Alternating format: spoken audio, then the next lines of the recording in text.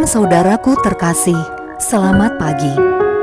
Sate pagi hari ini bertemakan bukan sekedar menuju puncak. Firman Tuhan terambil dari Mazmur pasal 4 ayat 1 sampai 9. Apabila aku berseru, jawablah aku ya Allah yang membenarkan aku. Di dalam kesesakan Engkau memberi kelegaan kepadaku. Kasihanilah aku dan dengarkanlah doaku.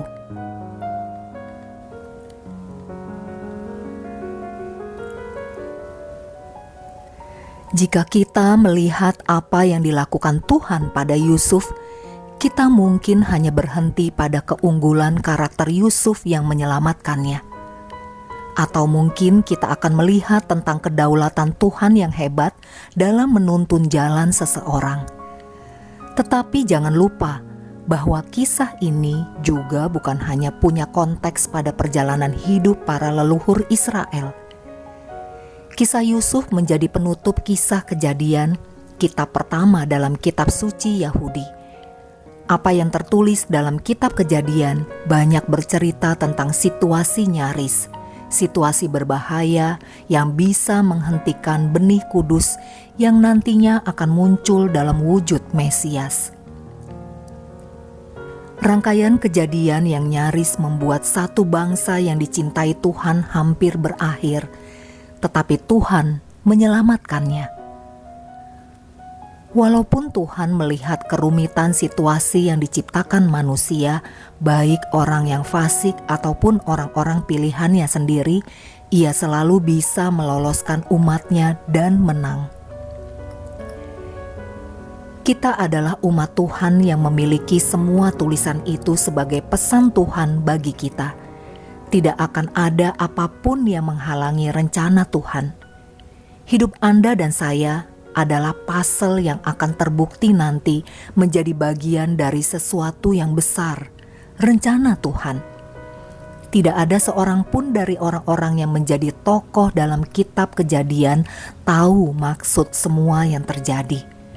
Mereka hanya bisa melihat sampai titik mereka sendiri bahwa Tuhan bekerja melakukan sesuatu. Tetapi untuk melihatnya sebagai suatu rangkaian sebagaimana dituliskan dalam kitab Kejadian, hanya Roh Tuhan yang bisa menunjukkannya. Musa menuliskan kitab Kejadian, tetapi belum tentu ia mengerti maksudnya. Roh Tuhan menuntunnya menuliskan semua isi kitab Kejadian, supaya kita hari ini melihat konteks rencana Tuhan yang nyaris gagal, tapi selalu terselamatkan. Bahwa Musa melihat jumlah yang begitu banyak dari saudara-saudaranya adalah penggenapan dari janji Tuhan yang telah diucapkannya berkali-kali. Tidak ada yang menduga bahwa semua itu terjadi melalui Yusuf. Yusuf hampir bisa membaca rangkaian itu ketika ia berkata bahwa untuk memelihara sebuah bangsalah maka ia dibawa ke Mesir. Ketika penderitaan dilihat dari sebuah visi besar, maka barulah segalanya menjadi masuk akal. Jika penderitaan dilihat dari sudut pandang ketinggian seperti ketinggian sorgawi, maka barulah mengampuni kesalahan yang pernah terjadi menjadi mudah. Itulah yang terjadi pada Yusuf. Bukan hanya menuju puncak karirnya saja, ia juga hampir bisa membaca keseluruhan rangkaian kejadian yang ratusan tahun kemudian dituliskan Musa dan dibaca oleh kita. Kepada kitalah rahasia-rahasia Tuhan ini diberikan. Kepada kitalah semua tulisan itu ditujukan. Kita bisa melihat dengan lengkap apa yang tidak dilihat Abraham, Ishak, Yakub, Yusuf, bahkan Musa sendiri.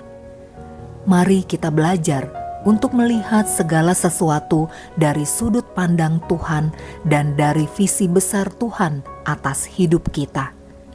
Tuhan pasti menolong kita. Amin. Mari kita berdoa. Bapa, Aku ingin belajar melihat segala kesulitan yang terjadi melalui sudut pandang-Mu. Mampukan aku untuk mengerti visi besar-Mu dalam hidupku. Dalam nama Tuhan Yesus, aku berdoa. Amin. I must have a Savior with me, for I dare not walk alone. I must feel His presence near me, and His arm around me thrown. Then my soul shall feel no ill. Let Him lead me where He will. I will go without a murmur, and His footsteps follow still. And I must have the Savior with me, for my faith at best is weak. He can whisper words of comfort that no other voice can speak. Then my soul shall feel no ill. Let Him lead me where He will.